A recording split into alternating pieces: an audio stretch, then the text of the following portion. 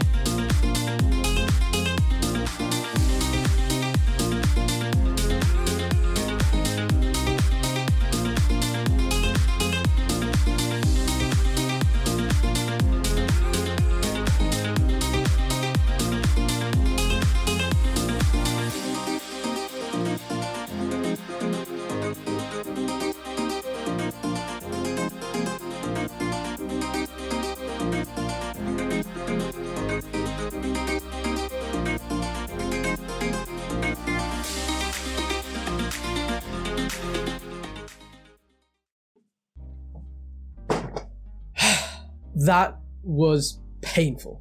Well, I've done 25 solves on 3 of these cubes. However, I have to admit, with the 18 centimeter cube and with the 1 centimeter cube, I was not going to do 25 solves. I thought I would, but then the solve takes so long when it's that tiny because it's just so difficult, and when it's that huge. So I ended up only doing 5 solves for each of them. But anyway, let's go through these results. I've got them here on my phone. You'll be seeing them on screen, and let's talk about them. Starting off with the mini Geelong. This went pretty well actually. It's actually a fairly normal cube and I can get pretty good results. My mean was 13:33, which is about a second slower than I normally am. My best single was 10:28, which is again not bad. Worst single 16:47. That's pretty standard for me. I do get singles that bad sometimes. But the best AO5 is quite telling for me. 11:99. So that's usually what my global average is. So for that to be my best average of 5 really showed that cube was just a bit too small for me. So moving on next to the Chimeng Plus. Now this cube doesn't look that much bigger, but in your hand it definitely feels that much bigger. And while it's not really dramatic, I don't have the biggest hands, so for me I couldn't really finger trick it. I could not do a U2 flick, I could not do an M2 flick or a D2 flick, which meant that finger tricking it was a lot more problematic. Still, I did my average of 5. Best single was 17:58. Worst was 28:41, which is like the times I was getting a year ago, so really quite slow there. Best average of 5 was only just sub 20. Worst average of 5 was over 25 seconds. And my overall mean, 22:83. So not that bad, but it was just a bit awkward to use. Next we went on to the GAN 330. Now this is about as small as I can go. Really, it's just pushing it. I mean, obviously I can still just about finger trick it, but it's quite challenging. So I had a few problems with this. I mean, luckily the cube itself is actually pretty good. It has a bit of corner cutting, obviously not magnetic, but it's not terrible. So I did okay, slightly better than the Chimeng Plus in terms of single. My best single was 16:71. However, everything else was worse. So a worst single of 38:19, but I think that's because I messed up on it. Best average of 5 was not sub 20 anymore, and worst average of 5 was actually better than on the Chimeng Plus. Mean was also about a second slower than on the Chimeng Plus. So from that, it would suggest that bigger does mean better. Sort of. Next we went on to the 1 centimeter cube, and oh my god, I hated doing this so much. I wanted to throw this thing out the window and jump up and down and scream and cry and shout and let it all out because this thing was just such a pain to solve on. You cannot finger trick anything that's that small. Honestly, just a turn is so difficult to make, and it had to be perfectly aligned, which is fine. I mean, you don't expect a cube that small to be really good, but it was so frustrating.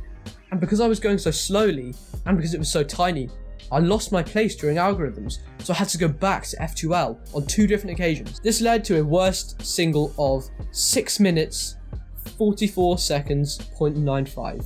oh, that's like a 7x7 time. It's just so painful to be solving for that long. And my best one wasn't even sub 2 minutes. 2 minutes 18 seconds. Mean was 4 minutes 21 seconds over my 5 solves, and it was just horrible. I never want to have to solve on that again. Oh god. So with really painful fingernails and fingertips, I went on to solve on the giant 18cm cube. And this had a very different problem. This was too big. It was really, really clunky. Corner cutting obviously not great. I had to do massive like turns on its side, rotations, and it barely even fitted on my desk. So this was quite problematic. This was just not easy to do at all. However, it was a lot quicker than the tiny cube, with a mean of 1 minute and 32 seconds flat. Best solve was 1 minute 14. If I kept trying, I'm sure I could get sub 1 minutes on it, but I'm not going to. The main problem was that I had to use quite a lot of force in my turns, which meant that my arm got actually really sore and achy. I was originally going to do 10, maybe 15 solves, but my arms were just hurting so much from doing the turns because you've got to push quite hard and it has to be aligned perfectly and constantly flipping it over. And it's heavy-ish as well, so that wasn't too fun.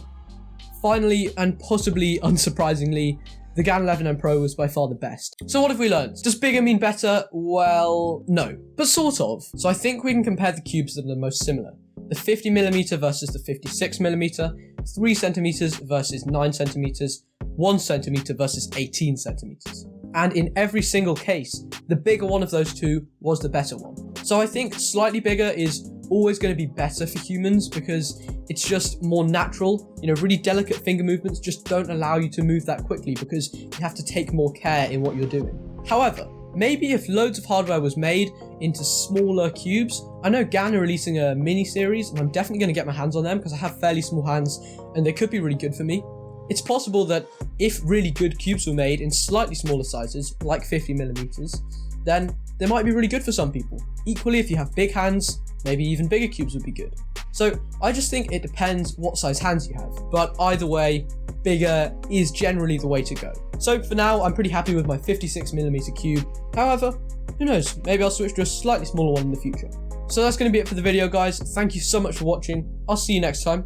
Make sure to subscribe to the channel as we're getting ever closer to 1,000 subscribers. Join my Discord server and make sure that you also use the discount code GuardCube at SpeedCubeShop.com. It honestly helps me out so much if you do that. Thank you very much for watching. I'll see you next time. Goodbye.